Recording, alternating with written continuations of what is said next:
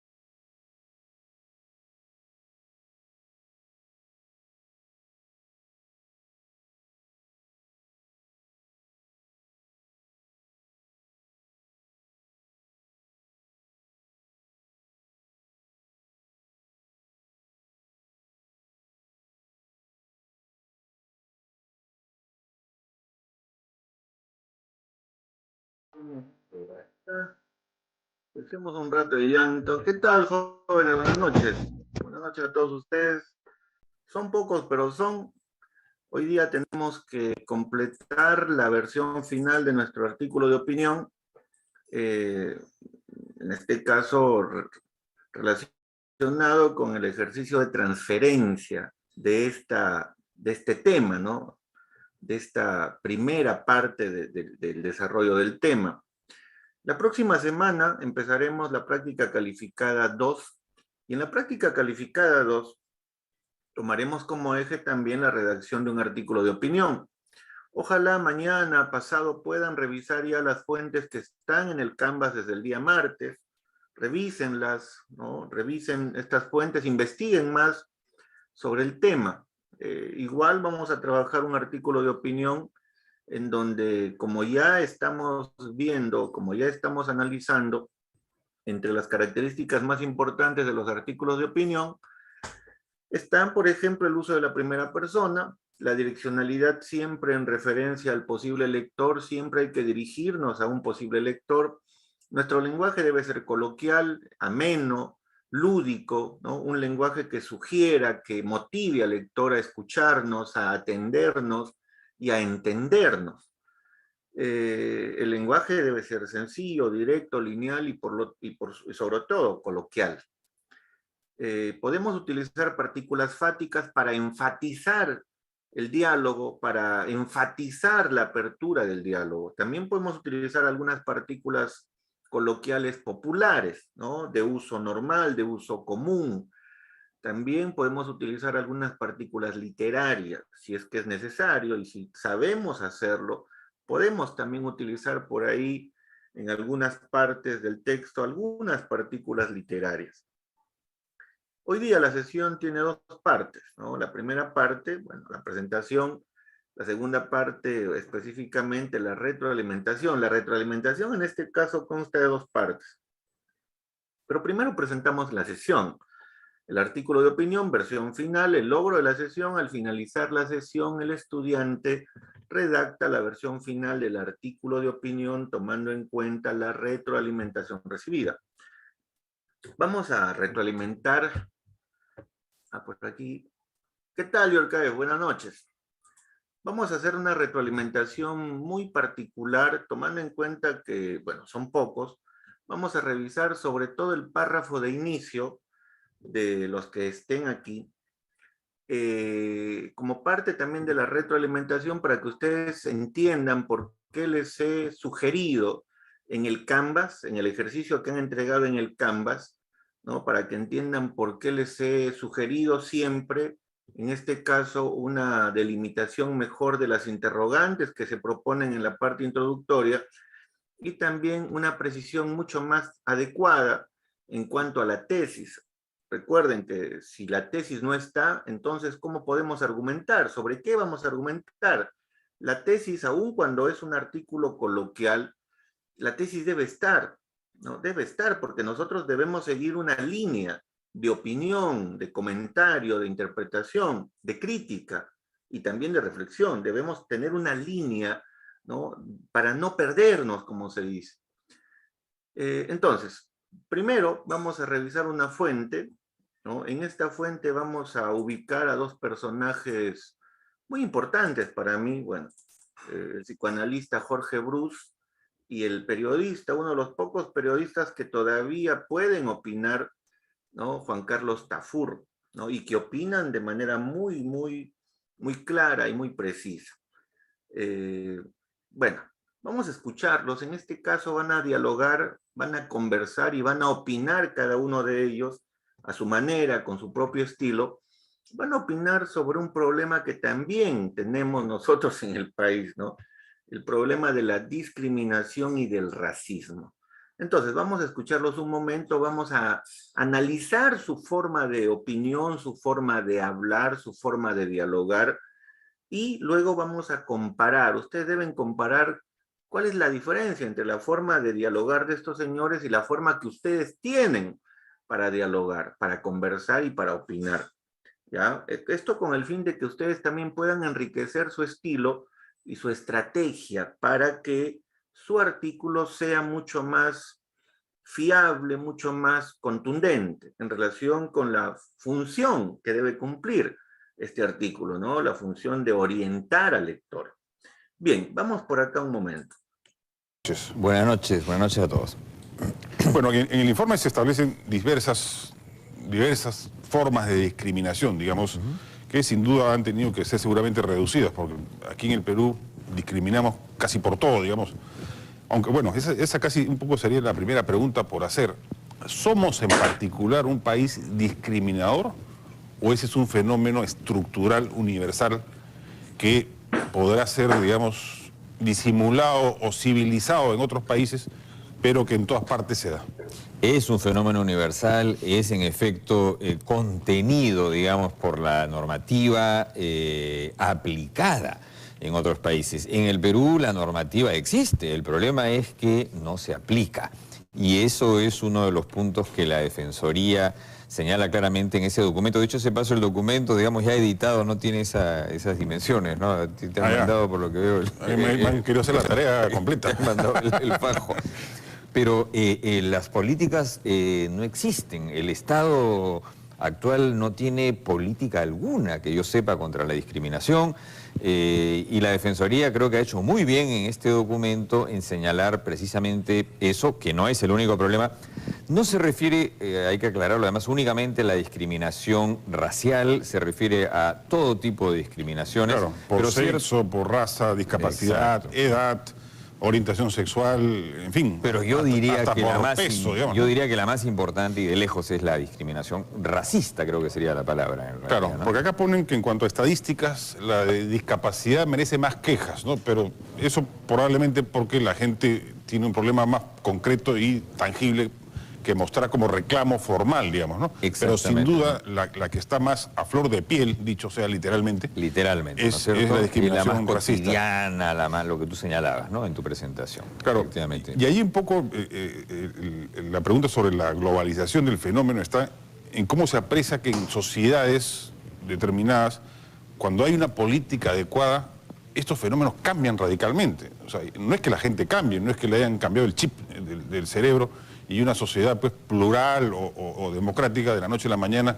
se convierta pues en una sociedad intolerante o no sé, por ejemplo, la convivencia árabe, judía, cristiana en España en ciertos tiempos era pues una convivencia maravillosa, extraordinaria, tolerante. Claro, bueno, en el Líbano, por ejemplo, claro, ¿no? Por supuesto. Y de la noche a la mañana eso se transforma y se convierte en una construcción de alambres de púas, ¿no? Y de violencia y de intolerancia. Sí, por supuesto, ¿no? Tú has citado varios casos en donde son casos de descomposición, digamos, pero quizá lo que es particular de sociedades como la peruana, estas sociedades llamadas poscoloniales, es que se trata de una minoría bastante reducida que ejerce poder y discrimina a una inmensa mayoría, ¿no? Muy distinta, por ejemplo, en Estados Unidos pues se ha trabajado mucho la discriminación, por ejemplo, contra los afroamericanos. Hay que pensar bien antes de decirlo ahora, ¿no? Pero aún así, a pesar de que son muy numerosos... también hay una suerte ya de racismo invertido, ¿no? Hay pues una... Porque uno ya no le puede decir negro al negro. Hay una suerte ahí no es negro, pues, y es como decir blanco al blanco. O en todo caso no le digamos a nadie Gregorio Martínez, en su libro 7 ensayos a filo de catre, tiene una reflexión simpática, interesante sobre esto. Dice, en el Perú, como en muchas cosas nos hacemos los locos. Entonces, ¿qué hacemos? Le metemos diminutivo, claro, ¿no? Negroides, decimos cholito, claro, ponjita, ¿no es cierto?, chinito, y entonces con eso creemos que le hemos quitado la carga hostil, digamos, al uso, pero en realidad creo que él tiene mucha razón en señalar esto. Quien tiene derecho a decidir si es racista o no es quien lo recibe, ¿no es cierto? No el que decide, ¿no?, desde arriba decir, no, como te lo digo con diminutivo, entonces no es, claro, digamos, ¿no? O la otra forma de racismo que es tal vez más elegante, digamos, pero que también es profunda, es no trates mal a esta persona, es pobre cholito, ¿no? Sí, por supuesto. No lo trates mal, no, claro, no seas racista, trátalo bien. Hay mil maneras, digamos, de asolaparlo, ¿no es cierto? Referirse a una persona diciendo, por ejemplo, no sé, es sambo, pero es pintón. Claro, claro, es el que lleva toda la carga ahí, digamos. El asunto es que los peruanos, y de todas las clases sociales, por supuesto que mientras más arriba, más responsabilidad, pero de todas las clases sociales, Nos han formateado desde pequeños para esto, ¿no? Y entonces la cultura es la que hace que las leyes terminen siendo inoperantes e inservibles, porque la gente lo practica a diario, pero además el Estado tiene una gran responsabilidad. Toledo hablaba mucho de este asunto, pero nunca hizo nada. Solo hablaba, ¿no? Él decía que él era una víctima, sí, y lo era, pero nunca tradujo esto, digamos, en hechos reales. Fue una víctima, ¿no? Yo creo que eso fue un converso en términos raciales. Yo siempre lo califiqué como... De acuerdo, Toledo era más blanco que Fujimori, en términos culturales. Y Fujimori era más cholo que Toledo. En términos culturales probablemente sí, ¿no es cierto? Pero el hecho es que ni Toledo, ni Fujimori, ni García realmente han enfrentado el problema, ¿no? Todos Toledo más ha hablado... Y en el caso de Fujimori ¿no? y Toledo, además, más grave porque ambos han sido víctimas importantes de racismo a lo largo de su vida. Absolutamente. Y en el caso de Fujimori, aún más por la persecución contra los japoneses durante la Segunda Guerra Mundial que sufrieron sus padres, y luego durante la campaña electoral, que fue espantoso. Yo me acuerdo de la campaña con Vargas Llosa, la gente cuando entraba alguien de origen japonés o ni siquiera de rasgos orientales a un restaurante, la gente hacía bulla, golpeaba los cubiertos para que se pare. Bueno, pasó lo mismo en parte con Ollanta Humala, ¿no es cierto? Y yo recuerdo ya al final, digamos, del segundo periodo de Fujimori, cuando ya estábamos, yo estaba en una manifestación ahí en el Reserva de la República contra Fujimori, contra la dictadura y contra Montesinos y todo, pero una consigna que yo no pude corear, ¿no? Pero que era un prodigio de condensación de discriminaciones bien intencionadas, que decía, chino maricón, ándate al Japón. ¿No? Entonces, en una sola consigna había racismo, xenofobia, machismo y nacionalismo, claro, ¿te das cuenta? Todo, claro. Y todo esto con las mejores intenciones democráticas, ¿no? Entonces, claro, ahí te das una idea, digamos, de lo arraigado que está todo esto y de lo difícil que es cambiarlo, y al mismo tiempo de que es un obstáculo muy grave para el desarrollo, porque por supuesto que todo esto se reproduce en los colegios, ¿no? Claro. Que duda cabe. Son las fábricas de discriminación. Son las grandes fábricas de discriminación. La educación nacional, por ejemplo, tú preguntabas cómo es en otros países. Mis hijos iban al colegio del barrio en Francia, como van la mayor parte de los chicos en Francia, y son colegios multiétnicos, claro, ¿no es cierto? Entonces, de saque, pues, de que estás en la preescolar, ya estás en un ambiente multiétnico, entonces eso nomás ya te crea condiciones. Cosa que a mí, por ejemplo, me interesaba mucho. No voy a mencionar el colegio de mis hijos para no hacerle publicidad gratuita, sino que auspicien pues, el programa, ¿no? Pero una de las razones que yo buscaba era eso, un colegio multiétnico. Porque esos colegios monocromáticos, rubilindos, digamos, es pues como es ir contra la realidad social del país. O sea, voy a decir algo que tú no puedes decir y que yo sí puedo, que es que la publicidad es así, ¿no? Claro. Tú no lo puedes decir porque el programa sería cancelado, pero... No, igual lo puedes decir, no hay problema. Como no me pisan todavía, así que... No tienes ese dilema, entonces. La publicidad en el Perú es una publicidad absolutamente de... como diríamos en términos freudianos, de alucinación negativa, ¿no es cierto? Donde está borrada el 90% de la población, digamos, ¿no? Claro, es como si, no sé, en Australia todos los que salen en la publicidad fueran orientales. O en Noruega, negros, digamos, exactamente, ¿no? Igual, o sea, así de loco es una cosa absolutamente chiflada, psicótica, ¿no? Que te da una idea, pues, y cuando los publicistas tú los cuestionas sobre esto, dicen, no, es aspiracional, te dicen, ¿no? Sí. Aspiracional en otro sentido, será ¿Cómo puedes la aspirar práctica que han hecho la noche anterior de hacer el spot? ¿Cómo puedes aspirar a cambiar el color de tu piel o a aspirar a cambiar los rasgos de tu cara? Pues aspirar a cambiar de carro, por supuesto, de lavadora, de casa o de jabón. Ahora, Pablo Macera decía que en el Perú todos hemos sido choleados alguna vez, pero aparentemente la gente pues se olvida de eso, ¿no? Y ojalá pudieran muchos que son discriminadores o racistas poder viajar más seguido y vean lo que significa tener un pasaporte peruano, ¿no? Porque ahí... sea uno de la condición étnica, social, económica que sea. Ahí es donde te chocas con la realidad y efectivamente comprendes que cholear no tiene nada de gracioso, así ¿no?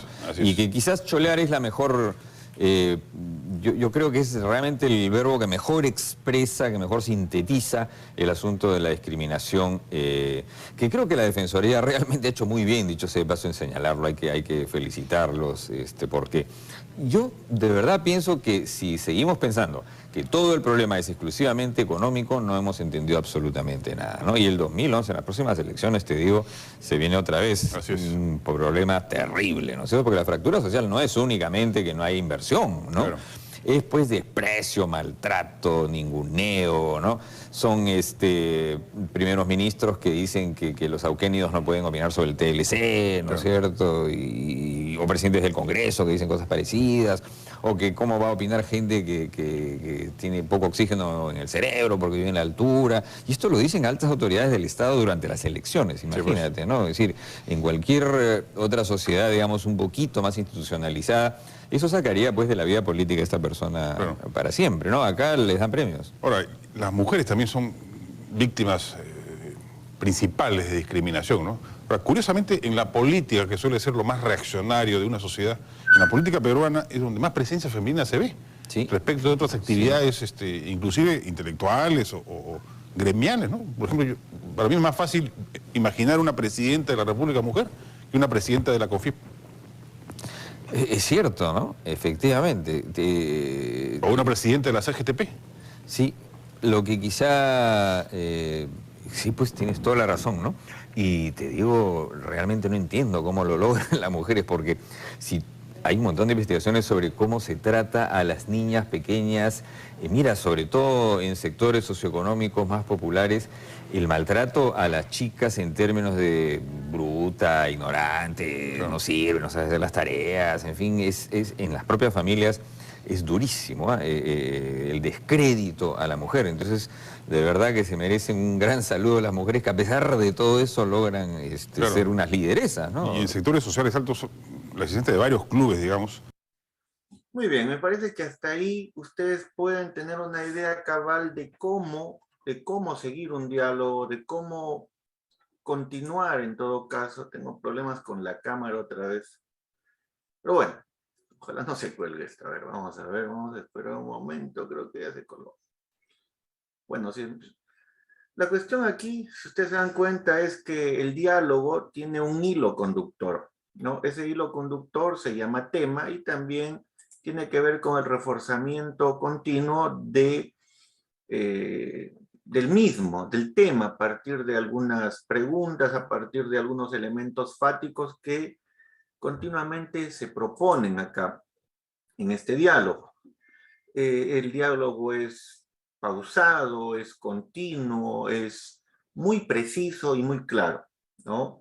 Están dialogando sobre el racismo, sobre la discriminación, toman en cuenta a expresidentes, ¿no? Como Fujimori, como Toledo, y una verdad muy precisa, la que nos dice nuestro amigo Jorge Brus, es que cholear es una de las evidencias más concretas de lo mal que estamos en cuanto a la discriminación.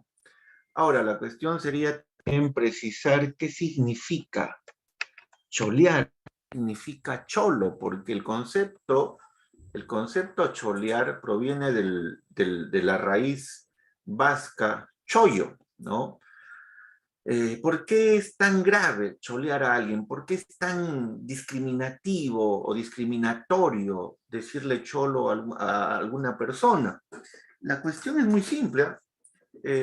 Marco Aurelio de Negri, en su libro Lexicología, publicado el año 2005, 2006, no recuerdo exactamente, es un libro enorme en donde, en donde realiza estudios etimológicos y filológicos de algunos peruanismos, como carajo y también en este caso cholo.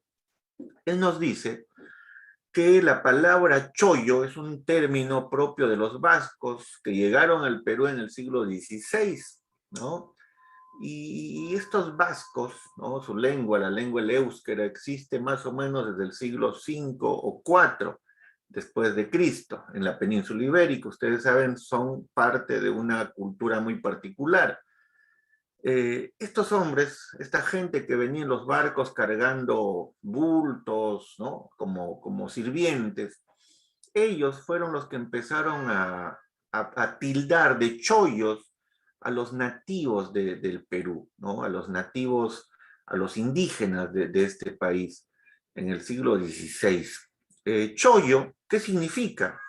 Chollo significa perro chusco, ¿no? Chollo significa perro chusco. Entonces, cuando ellos decían, mire ese chollo, ¿no? Lo estaban insultando, pues, al nativo. Ese es un perro chusco, le decían, es un chollo. Conforme fue transcurriendo el tiempo, ese término vasco se fue castellanizando, ¿no? Y los castellanos peruanos, los criollos peruanos, dejaron de lado la L vasca, y la cambiaron por la L castellana, ¿no? La L castiza. Y empezaron a hablar del cholo en el siglo XVII-XVIII. La primera vez que se utiliza en el ámbito literario el término cholo es más o menos a mediados del siglo XIX. El escritor peruano Ricardo Palma, en una de sus tradiciones, utiliza el término cholo por primera vez, pero ya hay registros del uso del término cholo en algunos textos de historiadores y sobre todo de cronistas, ¿no? De cronistas españoles que estuvieron por aquí en el siglo XVI y siglo XVII. Bien, entonces por esa razón decirle cholo a alguien es una grosería, o no tanto una grosería, sino en este caso, es un acto discriminatorio, ¿no? Es un acto de racismo, de desprecio, ¿no? De desprecio específicamente a la etnia nativa a la que pertenece, a la sociedad a la que pertenece. Ahora, Juan Carlos Tafur dijo algo muy interesante acerca de Toledo, ¿no? Toledo, el expresidente del Perú, era más blanco culturalmente hablando, ¿no? Dijo, culturalmente hablando, Toledo es más blanco que Fujimori. Y yo podría decirles algo más. Culturalmente hablando, Toledo es más blanco que cualquier blanco peruano, ¿no? Cualquier blanco de San Isidro, de la zona más exclusiva de Lima, ¿no? Toledo en sí es un tipo muy, en este caso, tomando en cuenta el término cultura, es un tipo muy culto, ¿no? En relación a esa cultura es que este señor, Juan Carlos Tafur, asume o afirma eso, ¿no?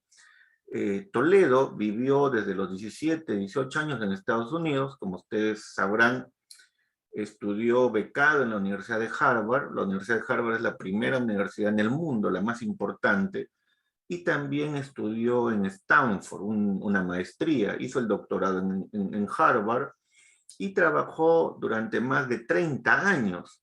Hasta hace 2 años trabajó como profesor visitante y profesor principal de Stanford y de Harvard, de las 2 universidades más importantes del mundo. Este señor, cuando fue presidente, se gastó cerca de 15 millones de soles en 5 años solamente comprando whisky etiqueta azul. Este señor no comía, pues, comida 100% nacional, también mandaba pedir de Canadá, de Suecia y de Noruega, ¿no? Salmones muy particulares y también estos huevitos de salmón que se me fue el nombrecito, ¿no? Entonces era un tipo muy exclusivo. En Estados Unidos ahora está preso, tiene cárcel, en este caso, prisión domiciliaria, ¿no? No lo pueden traer, no lo pueden extraditar, porque este señor también cuenta con la doble nacionalidad, también, también tiene la nacionalidad norteamericana. Este tipo en Estados Unidos es un personaje muy bien visto, es un profesional a carta cabal. Ustedes saben, en universidades como Harvard o Stanford no enseña a cualquier persona. Recuerden, esas universidades tienen a más de 15 premios Nobel de Economía, ¿no? Entonces no están cualquiera ahí, ¿no? Entonces, lo consideran bastante, tiene un currículo muy solvente en Estados Unidos y por esa razón pues no han querido dejarlo, que lo traigan para acá, así nada más, ¿no? Porque no es cualquier persona. Es un norteamericano que también tiene la nacionalidad peruana y que ha sido expresidente y también docente principal de 2 de las universidades más importantes del mundo. Por eso, culturalmente hablando, este señor es más blanco que cualquier presidente de Latinoamérica, que cualquier peruano, que cualquier blanco del Perú hasta ahora. Ya tiene más de 70 años, pero sigue viviendo una vida muy bien, muy acomodada, sigue escribiendo libros, tiene más de 12 publicaciones en inglés, estudios sobre economía, tiene varias investigaciones realizadas con docentes de Harvard y de Stanford en relación a la economía. Ha sido uno de los presidentes más importantes que hemos tenido. Gracias a él, el PBI peruano aumentó en cerca de 120% en 5 años. Fue corrupto, eso sí, pero el trabajo que hizo como presidente fue un trabajo que no lo ha hecho nadie hasta ahora, ¿no? Nadie, solamente uno, Ramón Castilla, ¿no? Solamente uno, en este caso, Ramón Castilla, hizo algo parecido, pero tomando en cuenta el contexto y la problemática, ¿no? Toledo ha hecho mucho más cosas positivas por el Perú. Lo cholearon, lo discriminaron, eso sí es obvio, aquí vivió una discriminación terrible por parte de los medios de comunicación, pero su trabajo ha sido muy eficiente, por eso no hay que mezclar las cosas. Culturalmente hablando, intelectualmente hablando, este tipo ha sido de repente el mejor presidente que hemos tenido o el presidente mejor preparado intelectualmente. El otro que ha sido también muy bien preparado fue PPK, ¿no? PPK estudió en Oxford, la mejor universidad de Europa, la primera gran universidad del mundo en ser creada, Oxford, ¿no? Fue becado también ahí, hizo su doctorado, o sea, no estamos hablando de cualquier persona, no estamos hablando de Castillo ni de Keiko, ¿no? Keiko no terminó ni la universidad. Castillo ya sabemos lo que pasó, 83% de plagio en la tesis de maestría, ¿no? Es algo ridículo. Alan García ni siquiera fue magíster, ¿no? Cuando en el primer gobierno ni siquiera había terminado la universidad, y así, etcétera, etcétera, etcétera, ¿no? Fujimori sí, fue magíster y fue decano del área de agricultura en la Universidad Agrónoma del Perú, ¿no? Él sí, también. Los demás no, ¿no? Los demás presidentes, bueno, Ollanthumala también ha sido profesional en su área, ¿sí? Ha sido un gran profesional en el ámbito de la milicia, fue comandante del ejército. O sea, quiere decir que sí, supo llegar a los más altos niveles del quehacer, en este caso militar. Pero en el ámbito intelectual, como bien lo dice este señor Toledo puede jactarse de ser más blanco que cualquier blanco, ¿no? Si tomamos en cuenta que los blancos supuestamente aducen ser muy inteligentes. Pero ahí tenemos a Toledo, ¿eh? Toledo no crean que es cualquier cosa. Es corrupto, sí, porque el nivel intelectual no tiene nada que ver con el nivel moral. Es muy diferente, ¿eh? Pueden ser muy inteligentes, pero pueden ser también unos desgraciados moralmente hablando. Si no, pregúntenle a Albert Einstein o a Adam Smith, ¿no? Lean sus biografías para que tengan un idea, o si no, simplemente revisen algo de la vida de nuestro amigo Vargas Llosa. Bien. Entonces, ¿qué es lo importante, ¿no? Lo importante de analizar un diálogo es que aprendemos algo. Lo importante de sus opiniones es que los lectores deben también aprender algo. La función principal de los textos, de los artículos de opinión, es la de orientar al lector. No se olviden, esa es la función principal. ¿Y cómo los orientamos?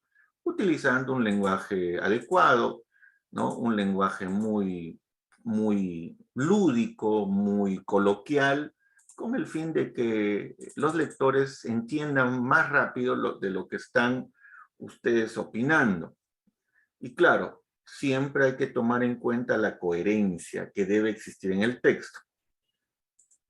Bien, veo aquí a varios alumnos. Yo quiero ver que me digan, primero, ¿quiénes están por lo menos 2 o 3 integrantes del grupo al que pertenecen? A ver, de todos ustedes que están aquí, ¿pertenecen a grupos diferentes o hay alguno de ustedes que tiene, o no, bueno, en este caso hay integrantes de un mismo grupo? Para que me vayan señalando un número de drive. A ver, señálenme un número de drive. Por ejemplo, Cristian Jesús me dice el grupo 4. Ya, vamos a abrir el drive del grupo 4. Y con el grupo 4 vamos a hacer una rápida retroalimentación de cómo corregir nuestros textos. ¿Ya? ¿Cómo corregirlos? Veo que, bueno, su compañero también está solo, ¿no? Seguramente sus demás compañeros luego revisarán la sesión y también apoyarán en la redacción de la versión final de este texto. La entrega será hasta el día domingo, ya les voy adelantando. Entonces, vamos por acá.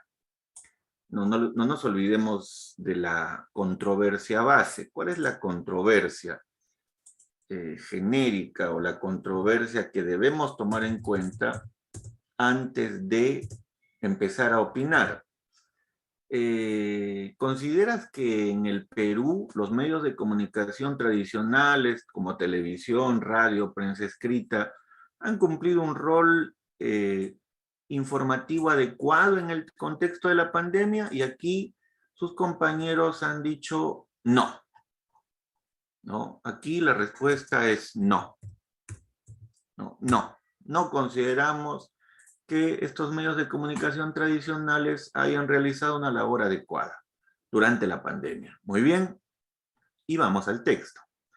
El título, ¿no? Obviamente hace referencia a esa postura, la pandemia del silencio. Y sus compañeros presentan su tema, presentan el problema de la siguiente manera. Al comienzo de la primera cuarentena de marzo del 2022 o de 2022, todos veíamos las noticias con miedo sobre el aumento de contagios, muertes de personas, aislamientos, cierre de negocios, calles desiertas, entre otros.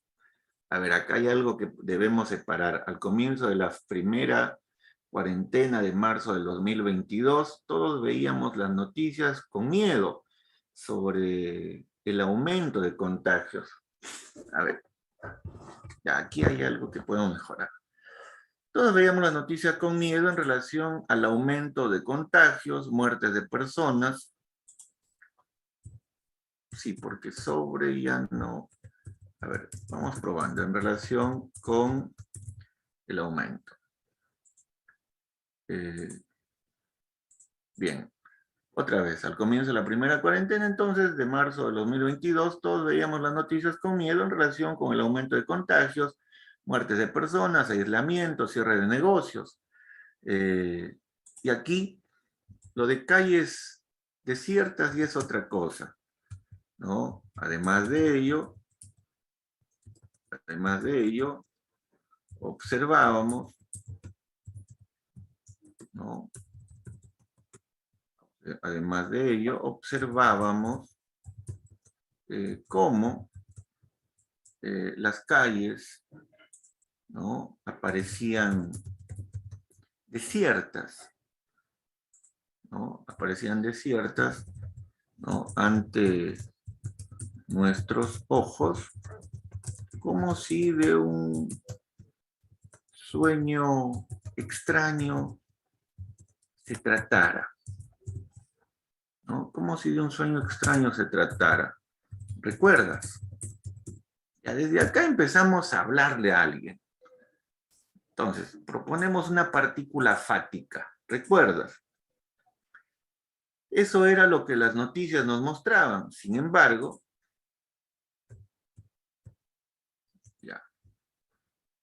al comienzo de la primera cuarentena, entonces, de marzo de 2022, todos veíamos las noticias con miedo en relación con el aumento de contagios, muertes de personas, aislamientos totales, cierre de negocios, ¿no? Cierre de negocios. Además de ello, observábamos cómo las calles aparecían desiertas ante nuestros ojos, como si de un sueño extraño se tratara. ¿Recuerdas? Sin embargo, y como siempre ha sucedido, esto era el inicio de un sinfín. Ya. Sin embargo, y como siempre ha sucedido, esto era el inicio de un sinfín de negocios lucrativos por debajo de la mesa por parte de nuestros gobernantes. Ya, esto de repente lo podemos dejar para el argumento. Me parece que aquí ya está bien presentado el tema, ¿no? Al comienzo entonces de la cuarentena, de marzo del 2022, todos veíamos las noticias con miedo en relación con el aumento de contagios, en este caso, en relación con el aumento de contagios, miles o muerte de personas, ¿no? Muerte de personas de modo secuencial o de modo continuo, aislamientos totales, cierre de negocios. Además de ello, observamos cómo las calles aparecían desiertas ante nuestros ojos, como si de un sueño extraño se tratara. ¿Recuerdas? En esta época de pandemia, todos nosotros hemos revalidado la confianza en los medios digitales o tradicionales, complementados con las nuevas tecnologías. Ya, en esta época de pandemia, todos nosotros hemos revalidado la confianza en los medios digitales o tradicionales, complementados con las nuevas tecnologías. En este caso, ¿no? O de esta manera, hemos podido visualizar un aumento,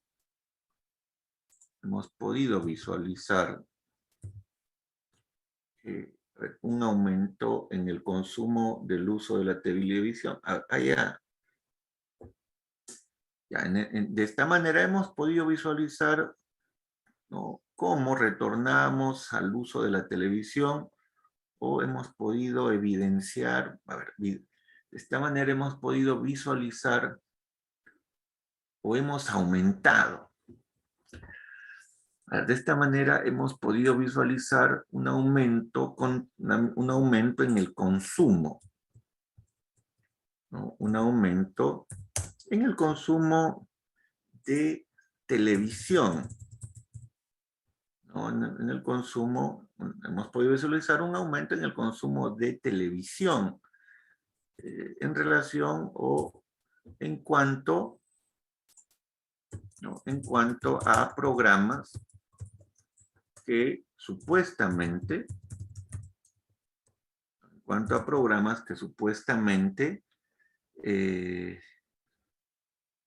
como medio acreditable de información. Ya entendí. De esta manera hemos podido visualizar un aumento en el consumo de televisión en cuanto a programas que supuestamente nos promueven o nos comparten, ¿no?, nos comparten información verídica. Bien. Lamentablemente es cuando el mismo gobierno, en complicidad con las grandes cadenas de noticias, se aprovecharon de ello. Ya, lamentablemente, esta parte sí no es muy clara. El gobierno no solo ha sido el partícipe de la desinformación, me parece que han sido todos en general, las empresas públicas, privadas, y también, claro, el gobierno y los grupos políticos. Entonces hay un conglomerado acá. Vamos otra vez arriba. En esta época de pandemia, todos nosotros hemos revalidado la confianza de los medios digitales o tradicionales, complementados con las nuevas tecnologías. De esta manera hemos podido visualizar un aumento en el consumo de televisión en cuanto a programas que supuestamente nos comparten información verídica. Lamentablemente, diferentes intereses, ¿no?, diferentes intereses o diversos intereses particulares, ¿no?, de empresarios, políticos y funcionarios públicos, ¿no?, en complicidad con las grandes cadenas de noticias o en complicidad con las grandes empresas, de telecomunicaciones, ¿no?, se aprovecharon de ello.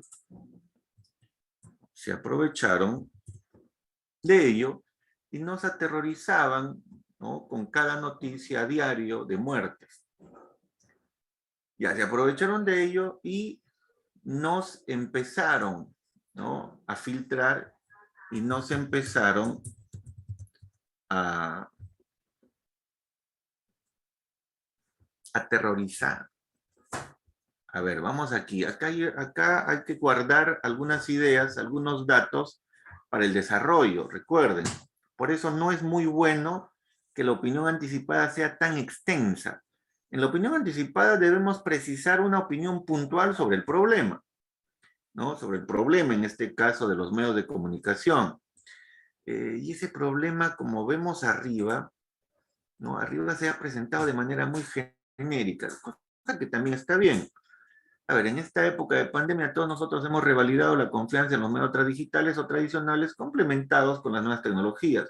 De esta manera hemos podido visualizar un aumento en el consumo de televisión en cuanto a programas que supuestamente nos comparten información verídica. Lamentablemente, diversos intereses particulares de empresarios, políticos y funcionarios públicos, en complicidad con las grandes empresas de telecomunicaciones, se aprovecharon de ello y nos empezaron a proponer, a compartir, y nos empezaron a proponer un tipo de formato amarillista, ¿no? Con el fin de que trascienda más el temor al contagio que en este caso, muertes, contagios, muchos actos de corrupción, ya, para así ocultar muchos actos. Esta idea está bien. Entonces, se aprovecharon de ello y nos empezaron a proponer un tipo de formato amarillista con el fin de que trascienda más el temor al contagio para que, a ver, entonces, para así ocultar muchos actos de corrupción, para así ocultar muchos actos de corrupción, ¿no? En este caso, impunemente ya no. A ver, ¿dónde estamos? Lamentablemente, diversos intereses particulares de empresarios, políticos y funcionarios públicos, en complicidad con las grandes empresas de telecomunicaciones, se aprovecharon de ello y nos empezaron a proponer un tipo de formato amarillista con el fin de que trascienda más el temor al contagio, ¿no? El temor al contagio y, a ver. Se aprovecharon de ello y nos empezaron a proponer un tipo de formato amarillista con el fin de que trascienda más el temor al contagio y a una posible muerte.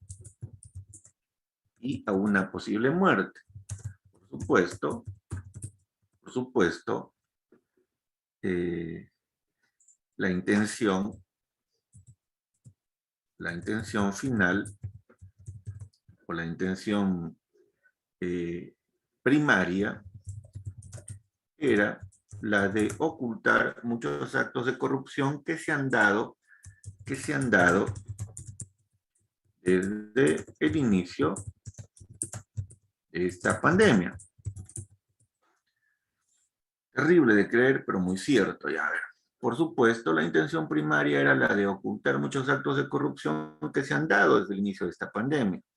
Terrible de creer, pero muy cierto. Ya. Vamos otra vez a leer el texto. Al comienzo de la primera cuarentena de marzo, ya, al comienzo de la primera cuarentena de marzo de 2022, primera cuarentena de marzo de 2020. Y al comienzo de la primera cuarentena de marzo de 2020, todos veíamos las noticias con miedo en relación con el aumento de contagios, muerte de personas de modo continuo, aislamientos totales, cierre de negocios. Además de ello, observábamos cómo las calles aparecían desiertas ante nuestros ojos, como si de un sueño extraño se tratara. ¿Recuerdas? En esa época de pandemia, todos nosotros hemos revalidado, en esa época de pandemia, o en esa época, todos nosotros, ¿no?, volvimos a revalidar, porque esto de todos nosotros volvimos a revalidar. En esa época, todos nosotros volvimos a revalidar la confianza en los medios digitales o tradicionales digitales o tradicionales complementados con las nuevas tecnologías. De esta manera pudimos visualizar, ¿no?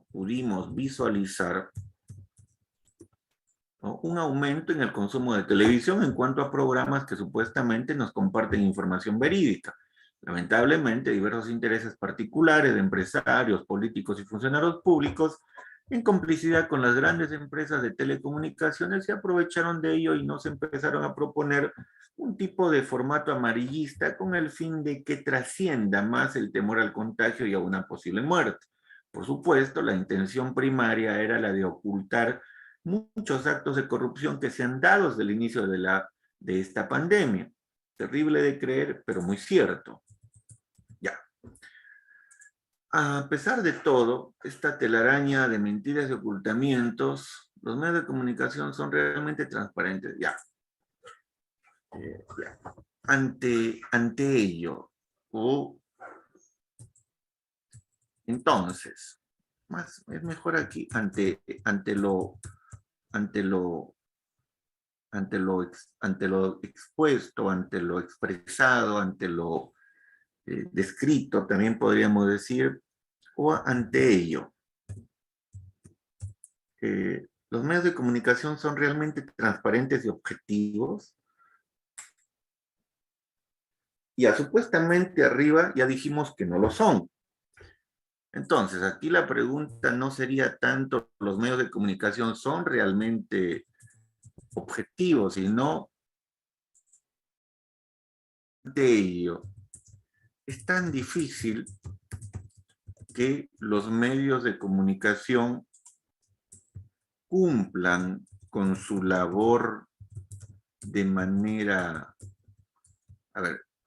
cumplan con su labor según lo propuesto o según lo delimitado en la Constitución.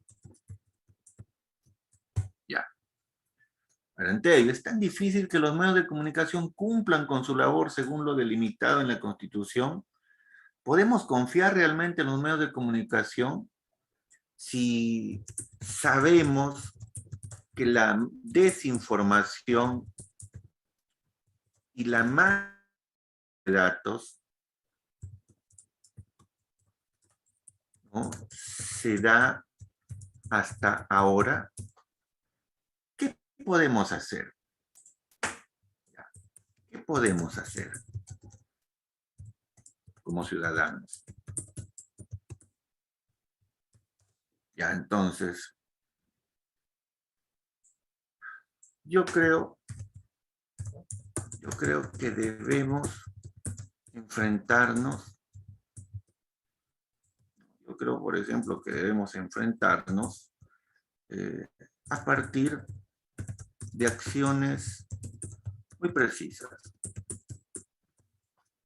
Yo creo que debemos enfrentarnos a este tipo, ¿no?, a este tipo de medios tradicionales,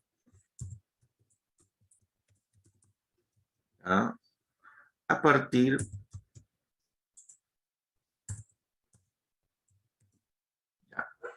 entonces, ¿qué podemos hacer como ciudadanos? Yo creo que debemos enfrentarnos a este tipo de medios tradicionales a partir de acciones muy precisas. Ya, esta es la tesis. Esta es la tesis, no se olviden. ¿Para qué sirve la tesis?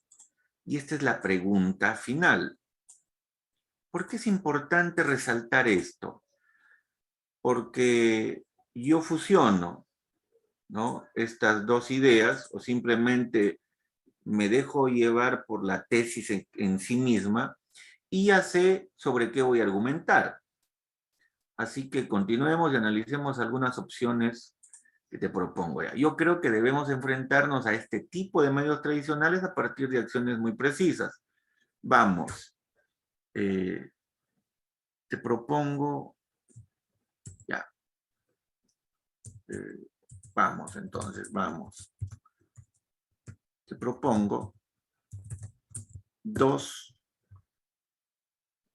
bueno, la idea de no repetir acciones. Vamos, te explico qué podemos hacer.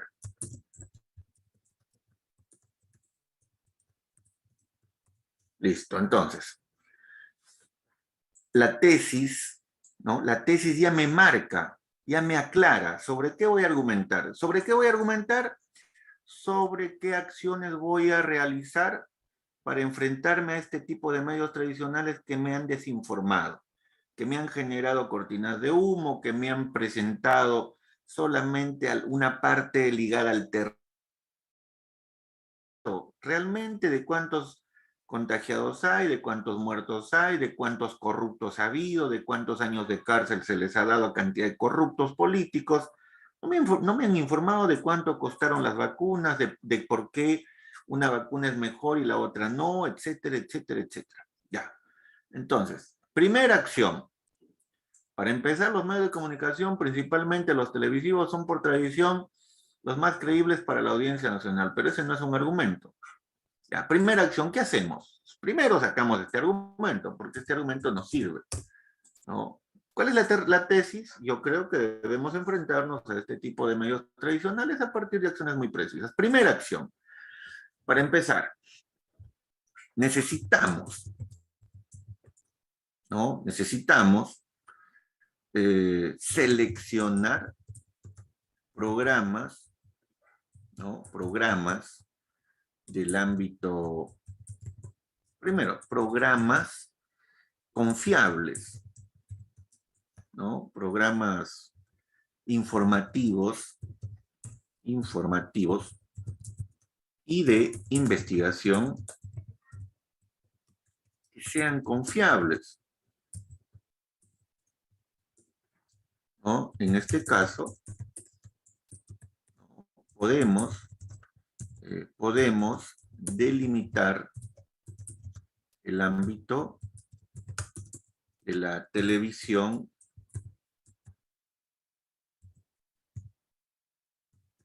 de señal abierta por cable y también la que se promueve por medio de redes digitales y sociales. Punto. Primera acción, drástica. ¿Qué puedo hacer para enfrentarme a los medios que desinforman? Para empezar, necesitamos seleccionar programas informativos y de investigación que sean confiables. En este caso, podemos delimitar el ámbito de la televisión de señal abierta por cable y también la que se promueve por medio de redes digitales y sociales. Muy bien, entonces ya tengo mi argumento. ¿Y qué sigue? Los fundamentos. Ya eso lo hacen ustedes, pues no sean chistosos, ¿no? Ya. ¿Qué van a hacer los fundamentos? Van a precisar.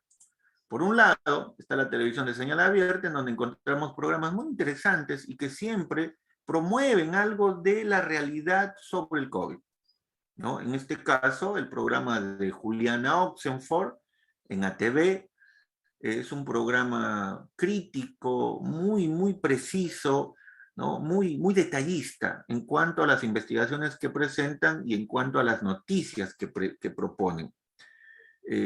Por otro lado, están programas de televisión por cable, programas, por ejemplo, como El Octavo Mandamiento que conduce Jaime Chincha, etcétera, etcétera, etcétera. Y finalmente, podemos también seleccionar algunos programas virtuales, ¿no? Propuestos por Rosa María Palacios, etcétera, etcétera, ¿no? Entonces, la fundamentación es muy simple. Lo que yo quiero que entiendan es lo siguiente. Si yo tengo aquí preguntas, interrogantes que no refuerzan el estado emocional del receptor y mucho menos del lector, si yo tengo aquí preguntas o interrogantes que no son contundentes para presentar una tesis referida al tema que estamos analizando, entonces todo está mal. Todo está mal. Todo lo demás está mal. Si yo no tengo tesis, también está mal todo. ¿Por qué? Porque ¿de qué voy a argumentar? ¿No? Entonces, hay que revisar de inmediato. Yo les he hecho sugerencias en el Canvas. Hay que revisar de inmediato que nuestro texto esté así, leíble, comprensible, ¿no? Que se empiece a utilizar la primera persona, que se empiece a direccionar nuestra opinión, nuestro diálogo en busca del posible lector, dirigiéndonos a ese posible lector, ¿no? Y en la parte de la controversia podemos proponer 2 o más interrogantes, pero con el fin de reforzar la parte anímica, el ámbito emocional, el ámbito sugestivo, tanto del redactor como del lector.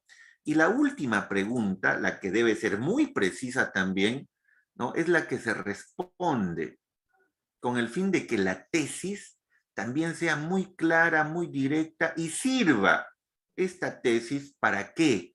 Para argumentar, pues, ¿no? O sea, si yo tengo la tesis y tengo una pregunta final muy bien hecha, entonces ya tengo más claro sobre qué voy a argumentar. Si yo tengo preguntas un poco ingenuas, muy simples, que no toman en cuenta el tema que estoy analizando sobre el trabajo que han realizado los medios de comunicación durante la pandemia, no hago interrogantes puntuales, aun cuando esté a favor de los medios. Entonces, cuando quiera presentar mi tesis me va a salir un poco absurda o ambigua. ¿Por qué? Porque de repente no voy a saber de qué voy a argumentar. Recuerden, hay que reforzar la coherencia.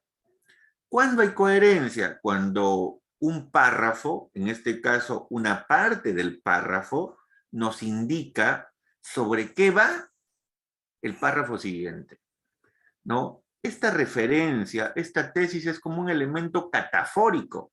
Es un elemento catafórico. ¿Por qué? Porque nos advierte sobre qué vamos a argumentar, ¿no? Eso quiero que entiendan. La mayoría de ustedes, ¿qué ha hecho? Por aquí ha propuesto sus interrogantes, ha generado su ámbito sugestivo y en la tesis han colocado, bueno, algunas ideas, pero cuando empiezan a argumentar, argumentan sobre otra o sobre otro tema. Ya no argumentan sobre su tesis, ¿no? Ya no toman en cuenta ni siquiera la última pregunta que respondieron. Entonces, hay que ser muy críticos o muy coherentes acá. Este texto tiene un hilo conductor. ¿Cuál es ese hilo conductor? La tesis.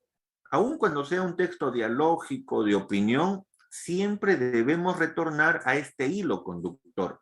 No podemos dejarlo de lado. Y luego, cuando ya tenemos el argumento, fundamental. Y luego el argumento 2 también responderá a esta tesis. El argumento 2 también debe responder a esta tesis. No, yo creo que debemos enfrentarnos a este tipo de medios tradicionales a partir de acciones muy precisas. Primera acción ya está.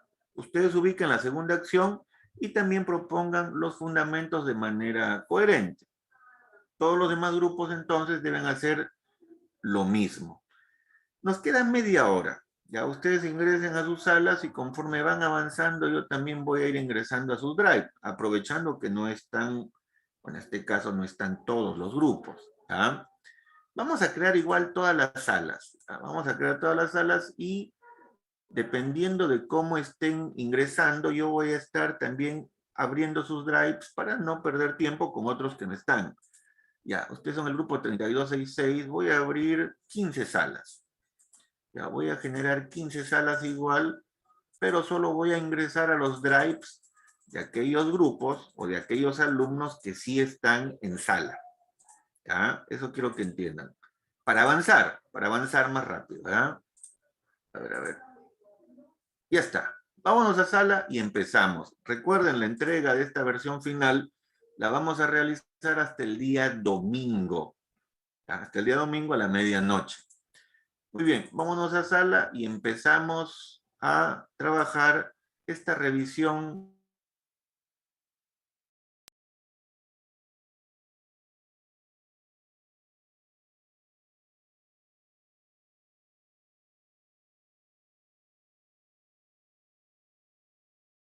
de reforzar su diálogo, específicamente de reforzar su diálogo. No se olviden, el estilo de ustedes tiene que trascender en su texto, su estilo de diálogo, su estilo de opinión. No dejen de lado su forma en que conversan, su estrategia, su estilo propio de dialogar, no lo dejen de lado, porque si no, al final van a tratar de copiar a un texto, otro texto, y así no es. Ustedes mismos tienen que darle sentido a su artículo, que se escuche su voz, que se sienta su voz, que cuando ustedes lean su texto sientan que sí, es su voz, ¿no? Eso es lo más importante. Bien, vámonos a sala.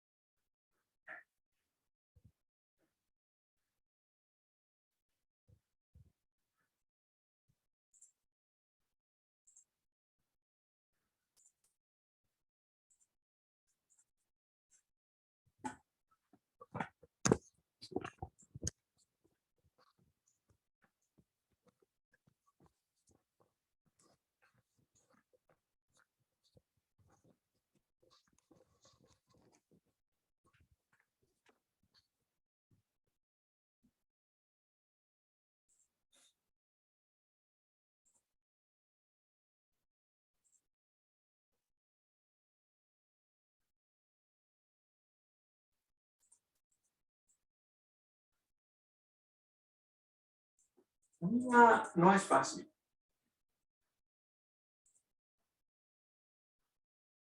Normally is that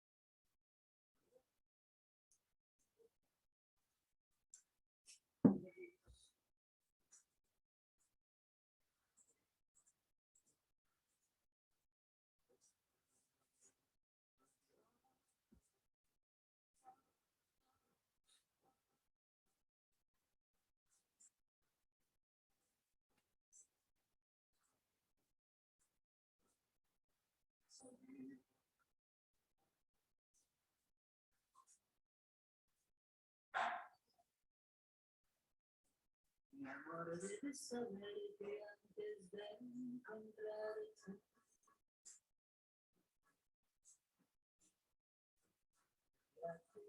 como fui, ya te acariciaba. Pero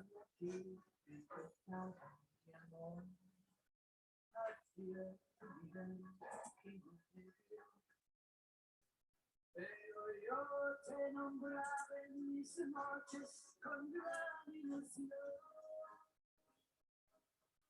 Y así me despertaba.